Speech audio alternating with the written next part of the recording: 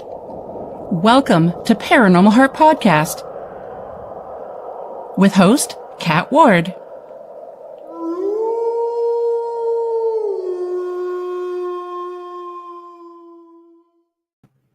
Welcome, my haunted hearts, to Paranormal Heart Podcast, paranormal talk with heart and soul. Tonight's segment is not live. Good grief, I have to get out of that. I've done back-to-back live episodes lately. It is pre-recorded on United Public Radio Network 107.7 New Orleans, 105.3 the Gulf Coast, YouTube, and any place you find your favorite podcast. I'm your host, Kat Ward. Thanks so much for hanging out with us. Before we get to my guest, if you're looking for another great podcast, join my friends Justin Cancelleri and Eric Skurback on Paratruth Reborn. Explore the mysteries beyond the veil every Tuesday at 10 p.m. Eastern on UPRN, YouTube, and any place you listen to podcasts. And tell them Kat sent you. So, folks, tonight we welcome back a dear friend, Sir Bryan M. Bowden. Bowden is a seasoned investigator and researcher known for his extensive work in ufology, high strangeness, and unexplained phenomena.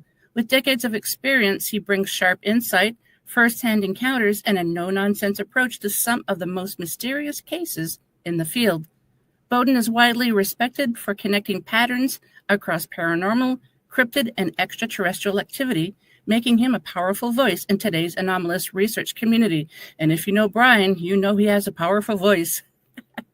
On this segment, Bowden will be discussing the cattle and human mutilation phenomena. Before we begin, a quick warning, though, that tonight's topic may contain sensitive and potentially disturbing material that some listeners may find unsettling. Listener discretion is strongly advised. And like I said before, listener discretion if Bryan Bowden is here. Hello. Yeah, if I'm here, I know that I'm being pre-recorded, and right now, Al, the Big Ragu Santarig, is doing this. So it's good to hear about Eric and and Justin. Love those guys. Yeah. Great. I still want them to go back and when they were doing Paratruth, they did like this whole segment when they first started with like different like drink concoctions and they named them. I'm like, I think that's still genius. But I figured I don't get to go live because I don't know. I don't have my censor button on just yet. I can probably put that on for you just in case, just in case I want to drop up or whatever. Yeah. But, I appreciate you having me back. And eventually I'm going into season 2 of my show, Third Eye Live, and I have not overlooked you. It's just I'm trying to get new things here, not just I'm not just paranormal. Trying to do things to make people feel better about themselves, make their lives better.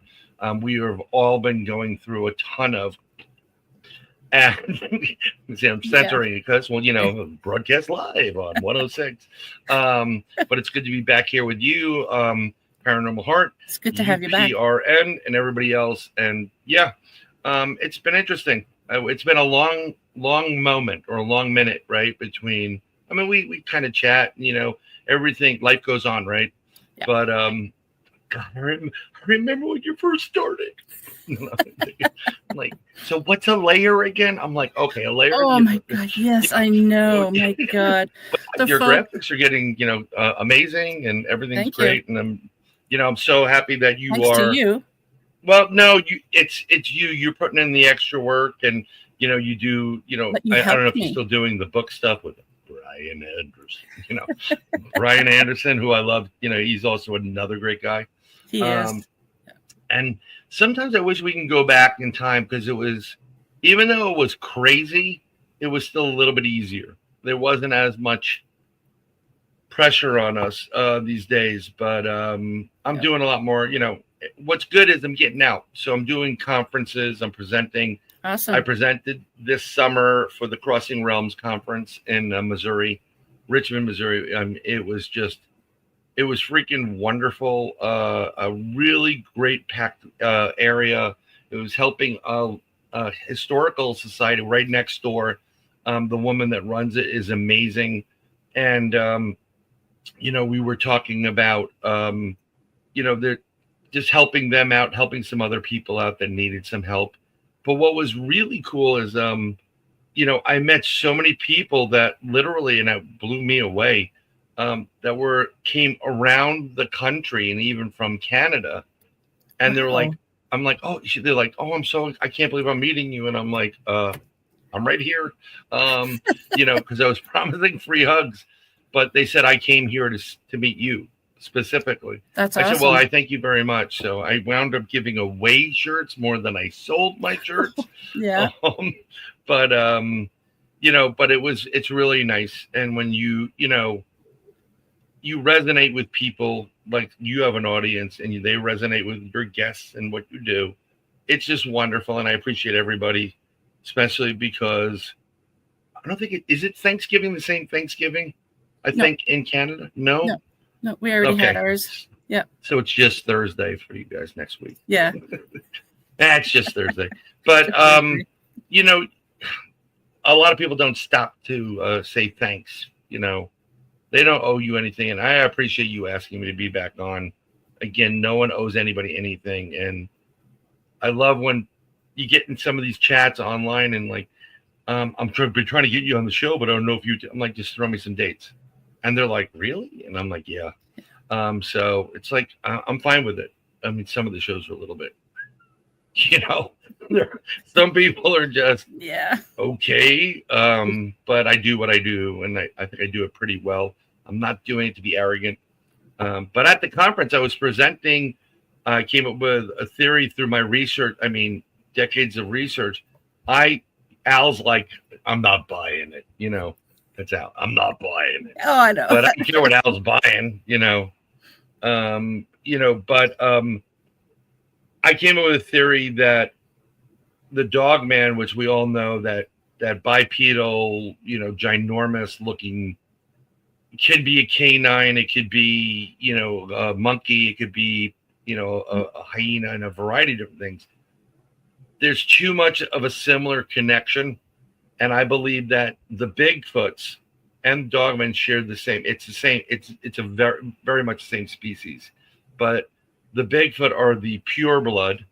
And when they have something that is defective, deformed, like humans do it, they don't treat it. They push it out of the system and you're on your way. And then those creatures eventually find other creatures that are the misfits. They start to procreate, and then you start getting these 7 variants of something that they label Dogman. Again, none of us have a physical Bigfoot to benchmark this to, or Dogman, and does this hurt? Clink.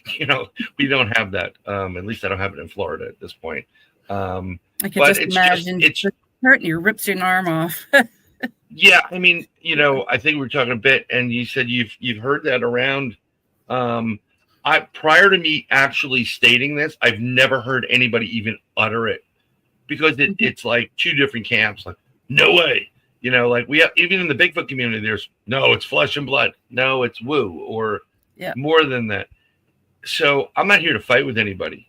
I'm just going for my own research, and I did this whole presentation. If you look up defects in humanity, the similar defects take place in the Bigfoot and Dogman line. So it is very plausible, and nature has a way of, always looking to survive. So that's one of the ideas.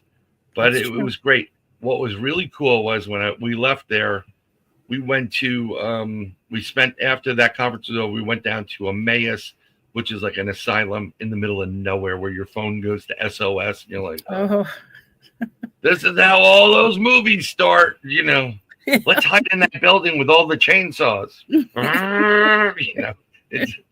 So I was just tired, but we happen to have across the street from it, and there's like a whole bunch, at least a quarter mile or more, of wild plants and stuff. So we were staying in a small Airbnb.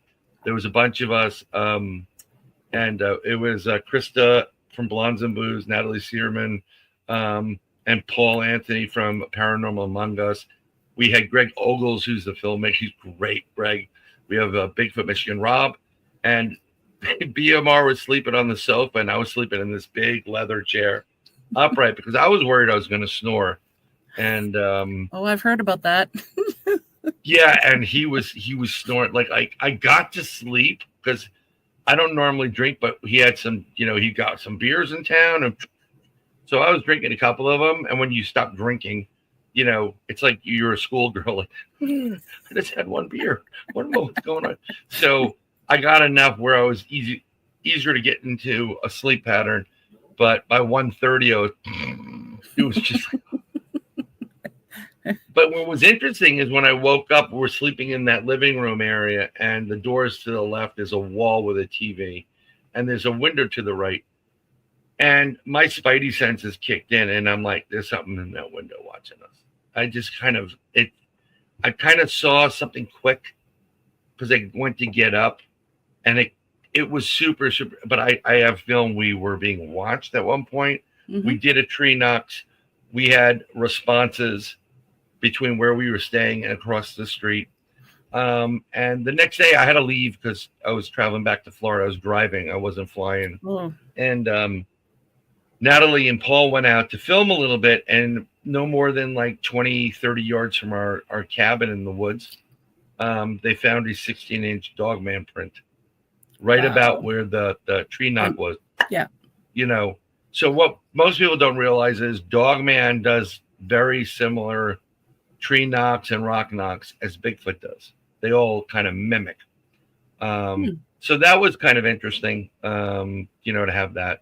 But on the way back, when I was driving, I drove through the dirty South. I didn't want to. I wanted to get on a major roadway.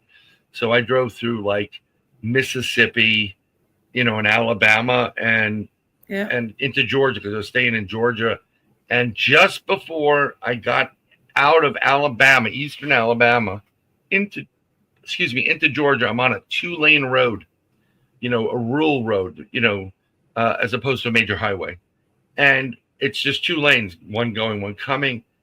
The side, there's no place to pull off. If you pull over to the side, you're going down at least a 15-foot, 30 degree, grade. So it was like, and if you get off the road, you can need a tow truck.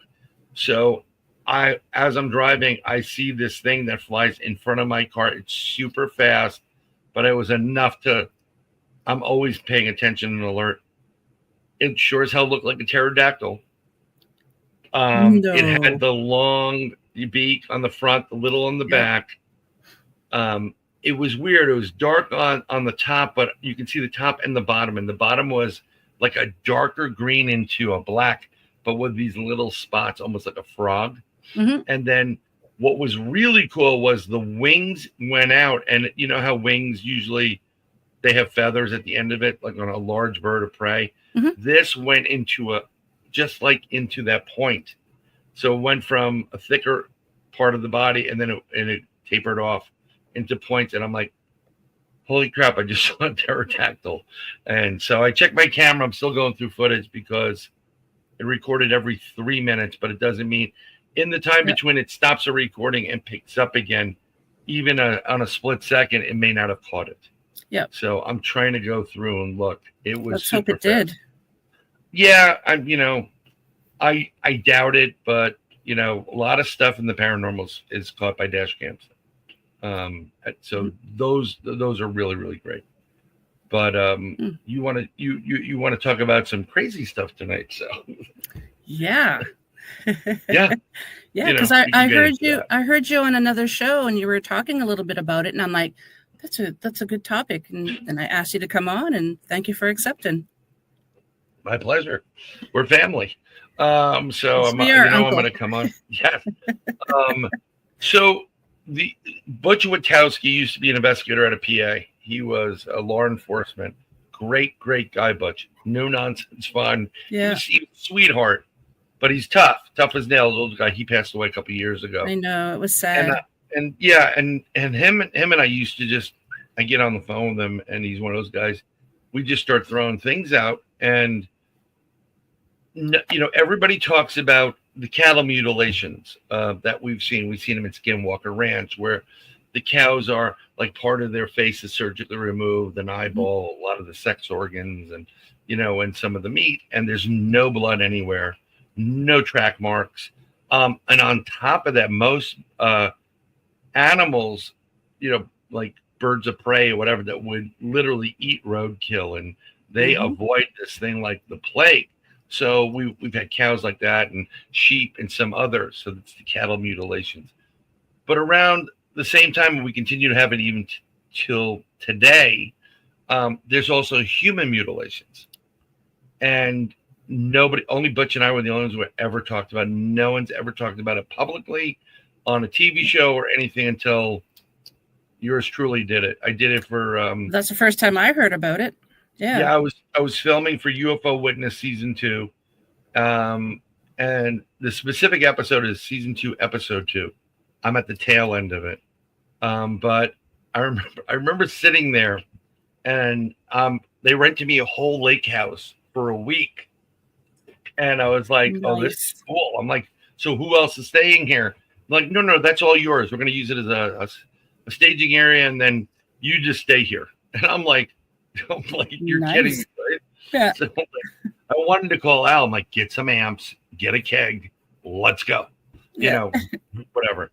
So it was beautiful there, but I was being interviewed in the scene by Miss Melissa Title. She's from Gaia and some other, programs.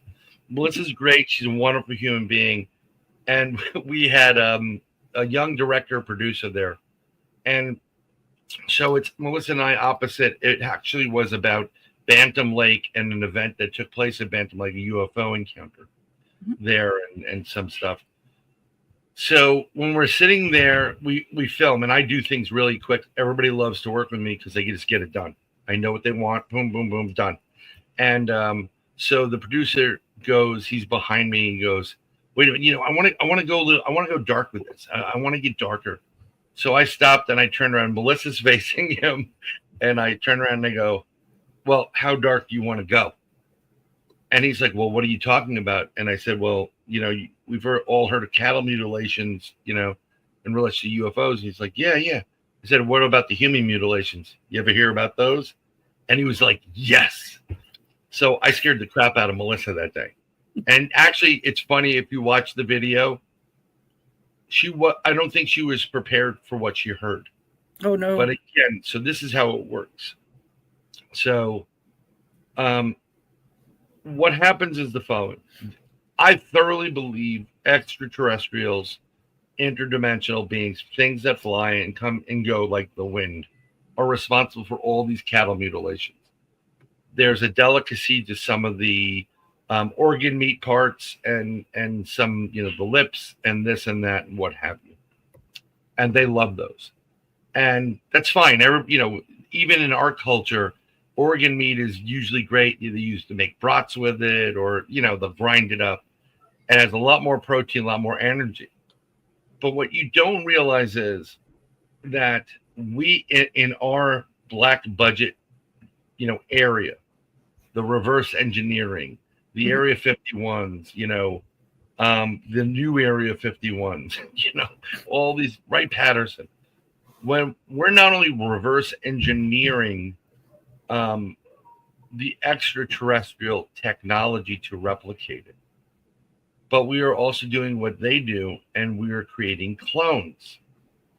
Now, when you see the little gray aliens, the small ones that usually are there to pick you up, those are worker bees. They're clones.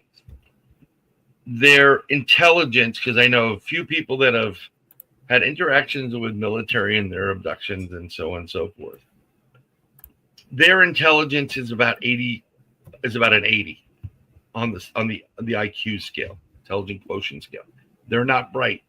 You tell them to do something, they do it. They're drones. It's like, go there, pick that up, go do that.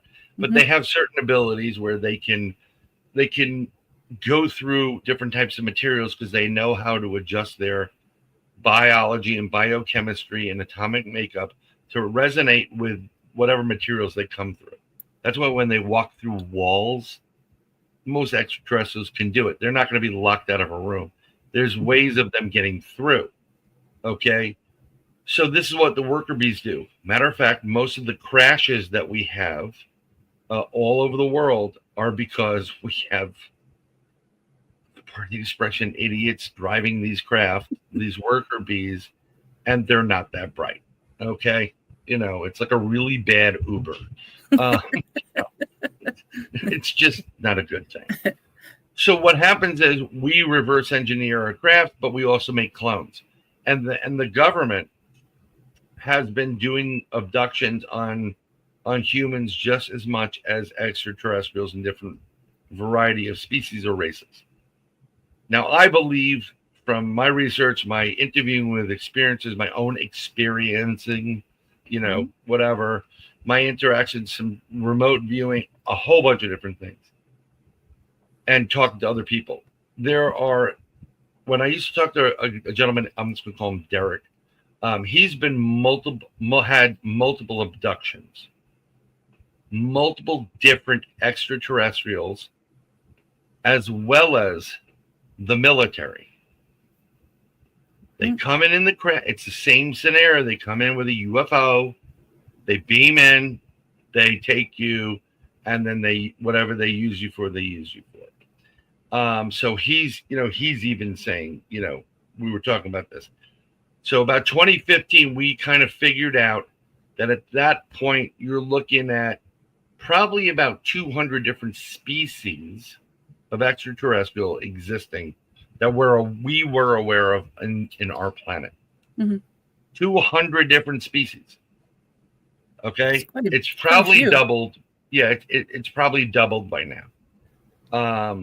We have species that look like Ewoks, Chewbacca, Bigfoot, werewolves, you name it, light beings, half and halves. I mean, it gets really crazy what each one of these things can do, and besides the draconians, the reptilians, and whatever. So what happens is every once in a while, the grays, the clones, they go off the ranch and they have a taste of human flesh. There is a lot of species that think we taste delicious. Remember the show V? Oh, yeah. Yep. Well, consider that somewhat of a documentary. They're not kidding. No. There are species that love the taste of humans. Everything that walks, talks, and moves is food to something or someone, right? So these extraterrestrials, though, when they leave and they go off the ranch and they we're going to go get the car washed, whatever. I don't even know how they do it. All hell breaks loose, and then they usually track them down. But part of that process is they take and they do human mutilations, just like everything else. They'll, cut out surgically the genitals. They'll drain the blood. They'll take the eye socket. And this is what they do. And they don't eat like this. They don't put stuff in their mouths like, here's my mint, They don't do that. What they do is they take it and they rub it on their skin. And their skin has pores on it, and they open up and they get it. That's how they consume. So they absorb it. Yeah, they absorb it. And it mixes in with their biology and their DNA or whatever they have there. And then that's how it gets absorbed into the system. But for some reason, there's a good taste to it. Now, on top of that, you also there's a specific taste based on blood type as well. So, but there are also blood types like, wow, that tastes good, but we're compatible with it. We don't want to do anything with it. So they usually go for specific blood types as well to pull for biological reasons as well as for consumption reasons as well. And part of their process is they're the last of their races. They use us to do a science project where they mate with us. So I'm going to go back into science class. It was usually this 4 squares, right? Top left, top right, bottom left, bottom right. And it's alien to human. And when you mate, there's 4 outcomes. There's human alien, where it's more human than alien. Another outcome is alien human, where it's more alien than human. Then you get human, alien. So if you breed properly and you get the alien side, then you can continue your race with just alien. Okay. And then the rest of them, and this has been discussed with my friend Butch and I. We discussed it because I've gotten some information from other people who have witnessed a lot of people disappear and they don't come back, and they are sent into the grinders. And this is not this. You picked the subject matter that's. Oh, I know. Yep. It's really, really, hard for people. Like, most people are gonna be like, that guy's crazy, and I'm like, I wish I was. But this is why things get done. One of their favorite blood types, the reptilians love O's, whether you're positive or negative. Most extraterrestrial like O, positive, negative, because of the universality to the blood type. There's a lot more to it. There's a lot more power to that. They're usually higher up on certain things, and it works out well in everybody's favor. So they're not really consumed, but the reptilians will take O's in and then use them like slaves, because they're smart enough to do things, whereas some of the other blood types aren't as bright to do it. And that's where I was, again, Butch was doing a show with Lon Strickler, and they're talking about RH negative, and I was in the audience, and I'm like, it's not the RH that matters. It's the blood type.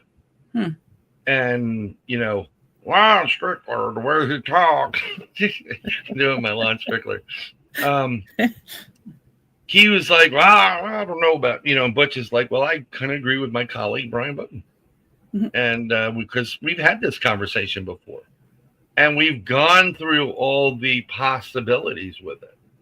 And then we interview people that had been abducted, and the ones that, some that have been regression. I don't like the regression ones as much as the ones that slowly their memory and recollection comes back to them, because their constitution has risen to a level that they could understand what's going on and their purpose. Some people, like, you take them on a craft and they're reptilians there. I'm like, these are your children. They're going to be like, get me the hell out of here. They're not going to be able to take contact. Yeah. So basically, when we're talking about cattle mutilations, in human mutilations, same process, same food type of concept, but they cover up the human mutilations quickly, because that's the really scary part of ET contact. And that's why, that's what it is. I actually think Dovlov Pass in Russia, those kids. Yep. I think it was a case of them being eaten by some form of extraterrestrial or being, because there's certain characteristics to the missing body parts, and it matches human mutilations. It just preserves it better in like that temperature. Yeah. Versus like, you go into Texas, like, damn it, we found this, they were missing their genitals and, that type of stuff. So. Yeah, it's been stored in the freezer. So. Yeah, it's right place, wrong time, or right place, right time. I mean, depending on your perspective, it's like, hey, let's stop over here. We'll pick up some. Oh, look, people, and you just pick them up. But it gets into a really, people fantasize about some of this stuff way too much. They think it's Star Trek. Okay. Yeah. You know what I'm saying? I don't believe. I am one of the few. I'm not stopping you from believing what you want to believe in, but I do not believe in a galactic federation. I do not. I don't believe there are like 20, 30 different species, some with tentacles, whatever, and they sit around a big table and they're like, oh, these humans, they have so much potential. We really need to do something before we do this. Who wants Chinese? I don't, Italian. Okay. I just don't see them doing it. And I think sometimes what happens is people get on kicks, something resonates, or they want to be part of a crowd or something, and they jump on certain things, and then they'll talk about the Galactic Federation. And I don't believe in it. I just don't. I have not had an experience with anything, be missing time or encounters that leads me to believe that. I haven't had it in real life, like we're talking right now, in when I'm at rest and I'm, recharging up to source, going back to the Akash record, doing my upload, getting my downloads, having those dreams or experiences, two separate things that take place. But that's their cross to bear, and that's how we get cults. I was dealing with someone the other day from a cult. No way. Yeah. And I mean, I used to, again, you're going to have a lot of people that love this man, Stephen Greer. I do not trust him. And I don't, I mean, there's some obvious stuff for me personally. It's all about money with him. We tried to get him on our show at one point, and he gave me like a 25-page document of questions. What are you going to do for Dr. Greer? How much is Dr. Greer going to get paid? I'm like, I'm not getting paid. He's not getting paid. Right? Yeah. Exactly. Yeah. So, but the people that follow him are spending, at one point they were spending $400 or $500 for an app, or the, to put the CE5. Yeah. To do a CD5, Close Encounter of the Fifth Kind, which had been mentioned prior to Stephen Greer co-opting that, but it was mentioned if you look through Project Blue Book and with the CE protocols, it was mentioned. It wasn't laid out because we weren't thinking that far ahead for stuff, but he's not the one that, I don't care what anybody says. And people that follow him are very they're adamant. It's like, well, Dr. Greer, and I'm like, Dr. Greer is working for the CIA or something.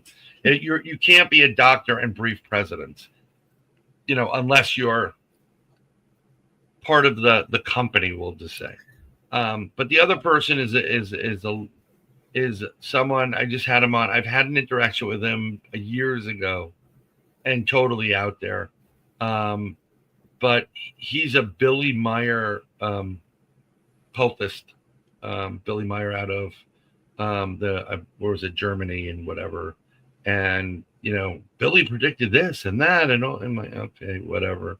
But it was like cult mentality. And Billy has real proof. If you want to really show me some proof, show me real evidence. Well, Billy has evidence. He has published books that are copyrighted where he predicted X, Y, and Z. Not really. He threw some stones, you throw a couple of balls in the air, a couple are going to stick, and then all of a sudden magic, right? And I was being very cordial to the gentleman that I'm not going to mention his name either. And I was saying, you can't discredit anybody else's opinion and say it's not evidence. But when someone else, like Brian Singh is a friend of mine, he did the Disclosure Movement conference in Florida last year. And Brian was like, we have proof. And he was holding up these old stones. And another thing he has, and I've seen this before myself, when you have a person, let's say in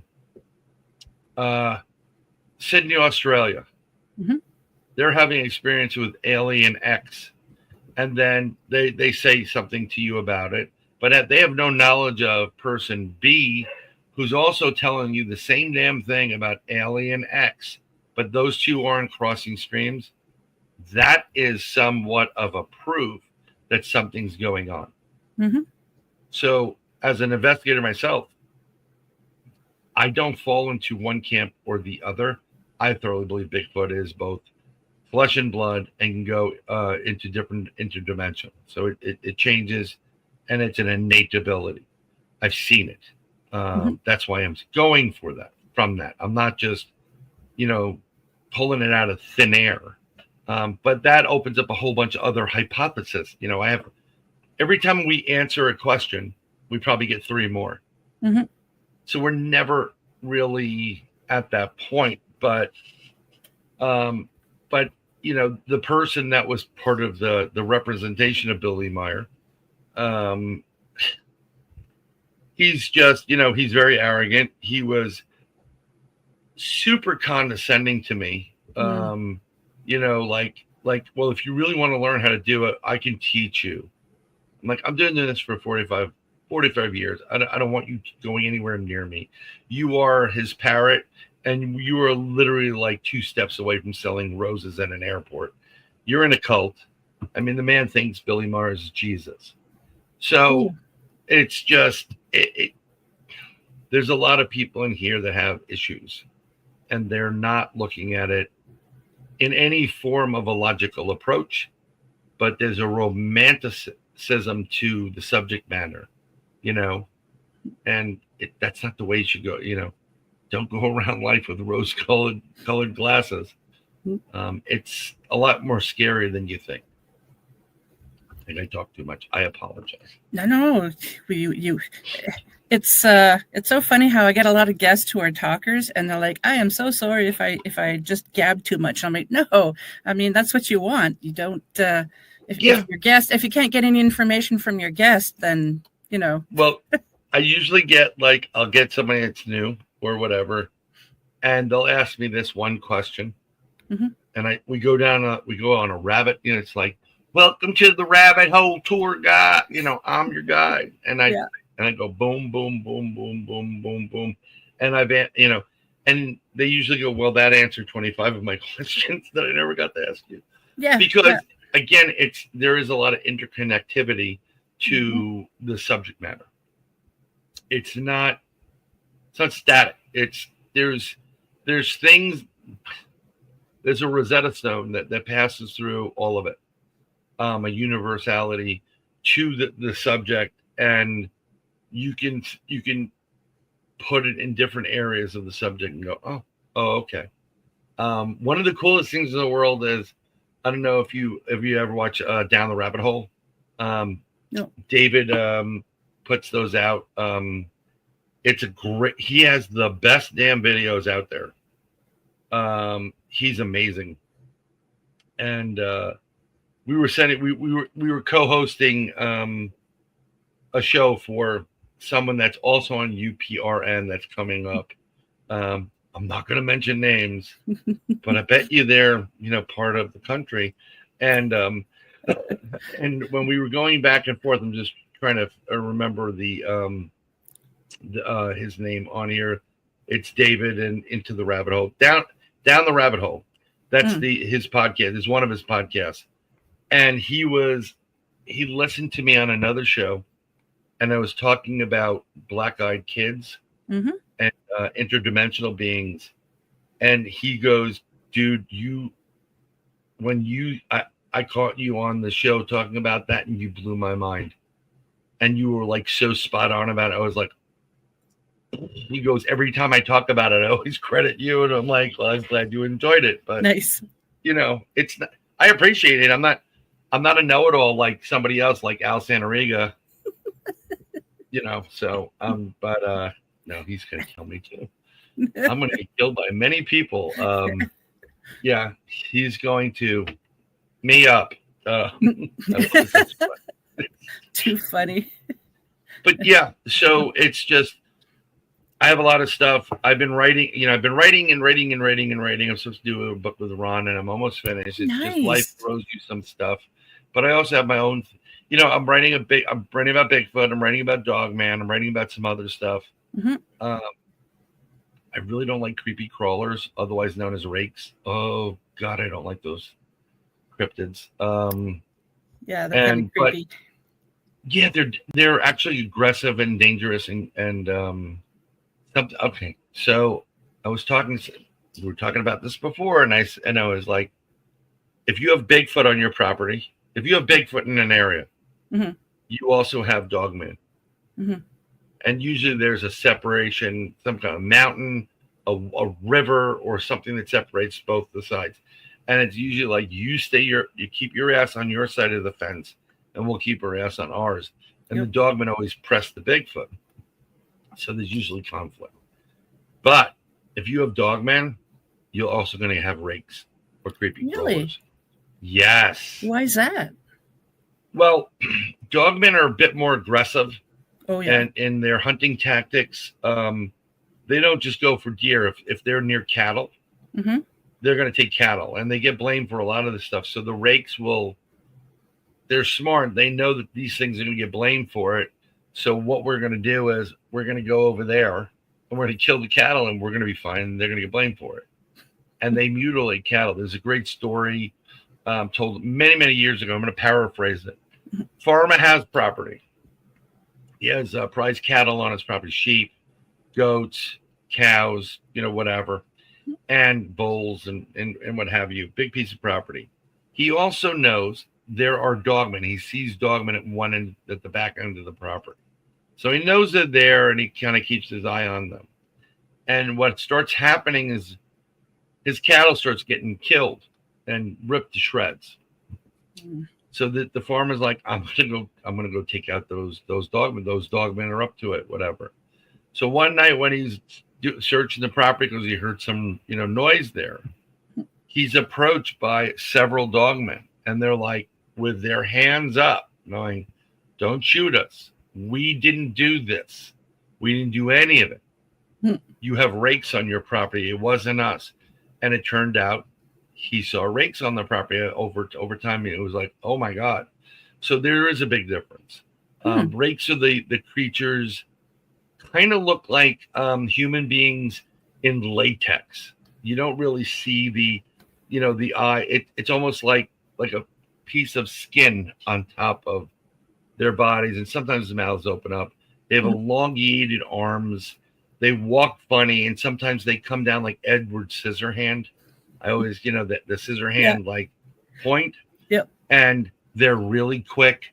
They're interdimensional. They will come through portals. They will come through other different layers into our dimension, and they love it here because humans are good and tasty.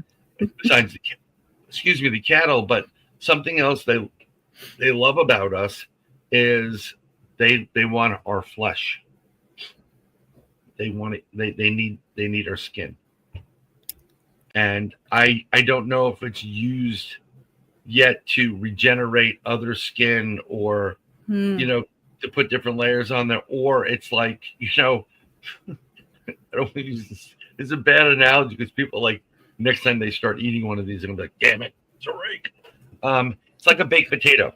Right? Everybody thinks, when you're growing up, oh, it's so yummy the inside. Mm-hmm. Right? It's soft. And like most kids would not eat the skin of a baked potato. If you covered it in chocolate, they would be like, no. Yep. But all the nutritional value in the potato is in the skin. Same thing with humans. There is a lot of nutritional value in our skin. So yeah, they want our skin, and they're very aggressive. They'll run at you. They'll charge you. They will stop by your door, and they start raking the window. And then when you see it, you're like, the fear kicks in, which they love that adrenaline rush too.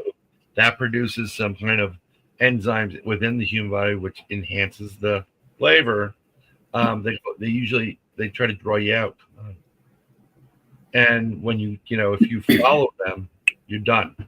One of my friends is Tex Wesson from Texas Front Porch. He's out of Texas. Great guy. He had someone on that had family property for years, and how crazy it is there. And there's a little burial mound, an Indian burial mound, and some weird finds and some cryptids and stuff. And this friend of his was telling a story, and this was just maybe a month ago. When he was like 13, I mean, he goes, I used to we lived in that property, and I used to have this thing come to the window and scraping at it to get my attention. And I'd see it, and it's like dark gray, and you can't even see the eyes. And it did have like a little slit in the mouth, and it would sit, talk to me and come, because they can communicate both vocally as well as telepathically, and it scared the hell out of him. And of course, his parents don't believe him. It is what it is. But when it was his, I think, 13th birthday, he said, and there it is. And he's like, I'm done with this. I don't want to live in fear. His dad kept a loaded Mini 14, couple hundred rounds in it. Nice gun to have in the house. You're in the woods, you need some protection. Mm-hmm. He took that thing. He went out, and he said that he felt like this thing got excited that he was coming outside. Because once you get out of the home area into the outside, now you're on their area. Bless you. Thank you. And no problem. No need for no manners. So he comes outside the house and he turns. It's all one level, and he turns to where his window is. There it is, and he opens fire on this thing, point blank, dead. Putting a couple hundred rounds in it, and it starts running away. And he says there was this liquid that was coming out like blood, but it was black, like oil. So he unleashes like a couple hundred rounds at like the 1 a.m. Dad comes out. What the hell are you doing? Yeah. So Dad's pissed. Like, that's not for you to touch, type of thing. Mm-hmm. And he explains what happened. And he goes, Dad, I'm telling you, I see it. I it's down there. I did it. And he saw it. He saw this thing dead, like 100 yards away. So there was a trail of this black goopy stuff. They followed the trail, but the thing got up and it took off. And he didn't get it. Wow. So trying to figure out how to take this thing out is a totally different subject matter, You sound really, really tough. Yeah, it's one of those things where you don't want to, you don't want to play with fire type of thing.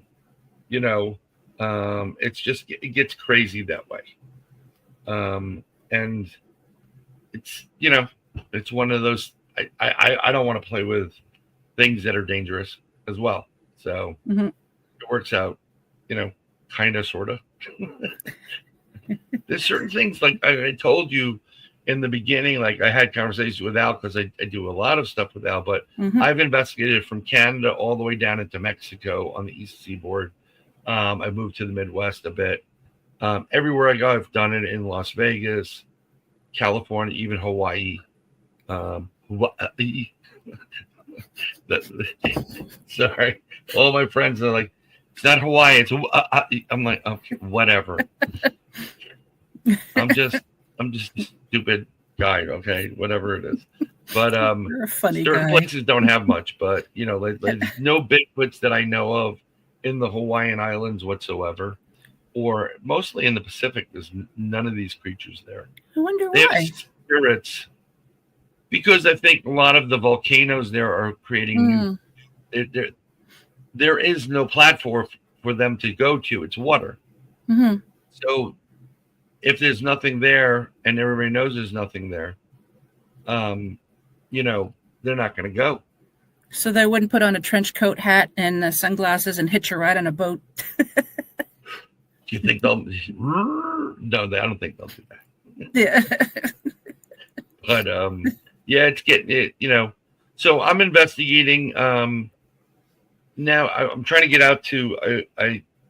I just did something when I drove my daughter from the East Coast to the West Coast of Florida. I've gone to some very big Bigfoot areas, and I purposely take some of the side roads because the best equipment you can have for a Bigfoot to capture one is your dash camera. Really? Yes, really. Well, I guess it's on. It just works really, really well, and it's one of those things where they can't see the infrared at that point. Bigfoot can see infrared. It has 3 different tapias. So depending on daylight, dusky, and then the dark. That's why it sees in the dark. And here's a great example. Everybody had those baby voyeur monitors, like monitoring your kid. And then they get really freaky when they start talking something in the, what the hell's in the room? Yeah. Get out. You want to play with me? You know, it gets a little weird, but it's pitch black. If I go in that room and I'm like, it's pitch black, but if I'm looking at the monitor, there's light there. That's the ultraviolet spectrum, UV, and it's it's the red on your camera. It's the night vision thing. They see that. Dogs see it. So if you had a camera and you wouldn't even need the flash because the camera would pick up the UV light. So the only way, so when they see those, all these people like, I'm going to put a trail camera up here, Bob and Joe, Jane Hick, which I live in the dirty South, we're going to use some trail cameras, try to catch this Sasquatch. I'm like, you're not going to catch them. They're smarter than that. They know what cameras are. Yeah. Not only do they see the UV, but they can see the energy field around the battery and the electronics because they operate in a totally different spectrum than all of us. But the way to do it is to have cameras with UV or infrared properties to it that can absorb the light, like a psionics night vision camera, which somehow gathers the light spectrum in, or true night vision. We were playing with my buddy Stevie Strings. He's Creature Man research team, filmmaker. He's on the west coast of Florida, and I'm part of that group now. And he's got the coolest camera ever. It's better than any FLIR I ever see. Really? You can see over a mile, crystal freaking clear. Records audio and video. And that must be a pretty penny. Well, it was about $3,200, and it's a different manufacturer. Actually, I don't really like FLIR personally. There are other optics that are much better than that, and I would love to buy one, but I can't justify it at this point. Yeah.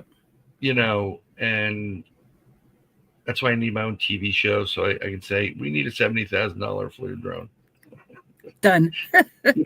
Yeah, we need two of them. Cat needs one too. Yeah. Yeah. Thank you. Yeah, done, because they can pay for it. I mean, eventually, I think I'm going to do is I'm just going to save up for something like that, and I'm going to buy one. Because you can use it for everything. You can use it for UFOs. You can use it for cryptids. You can use it for ghosts.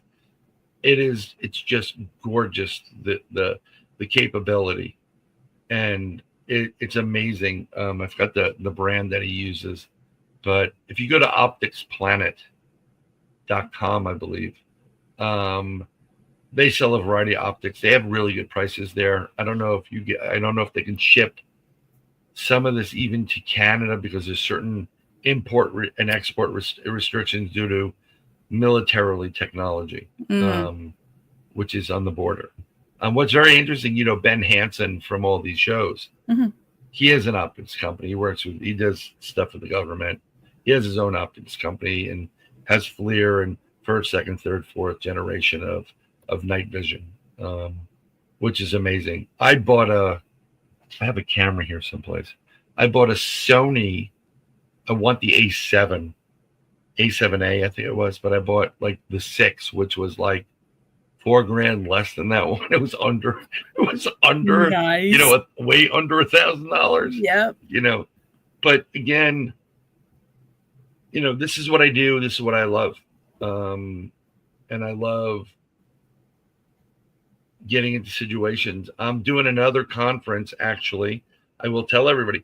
January 31st, I will be in. I'm going to do a presentation actually on UFOs and extraterrestrials, showing some of my old footage of what I have. But I'm doing this because Greg Ogles, who is the independent filmmaker, he's having a conference, and it's January 31st. It's presents The Vanished. It's his movie. It's going to be the premiere for that, but he's also doing a Paracon. And what's really cool about it is it's It's like $17.75 to get in US. So I think in Canada, what would that be like? That would be under 30, right? It'd be like $300. No. Well, if you convert it out, yeah. But if you're a military veteran, or active or veteran, you pay $5. So, wow. Yeah, and kids under 12 are free. But it's taking place in Alabama, and let me just find the actual name. I had it because it was open, and I'll tell you where it is in the conference.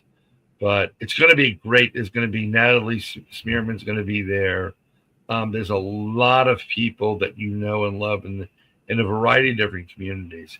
But this is going to be at the Gardendale Civic Center, 857 Main Street, Gardendale, Alabama, 35071. Tickets are available at Eventbrite. And It's the premiere of The Vanished, his movie. If you want to see something free, do you have Tubi up in Canada? I do, yep. So you should look up another great movie of his, The Legend of Downey Booger. And you know what I'm going to do? I'm going to make your life easier. I'm going to put all this junk in our little chat. And then you can do whatever the heck you want with it, lady. Yeah. And Greg is just a wonderful person. You may want to even try to contact him. He was just on our my show, Third Eye Live, which is every Wednesday, 8 p.m. Eastern to 10 p.m. And on YouTube. So if you go to the @ of my name and Bryan Bowden, I do it on my channel. I'm not doing it on other people's channels anymore, or having like 15 different channels, because I'm tired of maintaining all those channels. Yeah. I can totally understand that. Yeah. It's like, your Paranormal Heart, but and you started off Paranormal Heart as Paranormal Heart, so it worked out even easier. Remember, I did Inside the Goblin Universe. I did Beyond the Realm. I did Nobo Boomy. I was on the Three Beards. I love the word of that one. Nobo Boomy. Nobo Boomy. I love that. I still love it. Yeah. Nobo Boomy. It was a great. It was a great ad. And Kat used to run for Nobo Boomy. I did an advertisement where secrets in our life. Oh, and then all of a sudden you hear, and I'm like, wait a minute, did you fart on the promo? That was amazing. It's a great ad. It was a great ad. Get out of here. And at the end of it, I'm like, someone get me Brian Anderson. Yeah.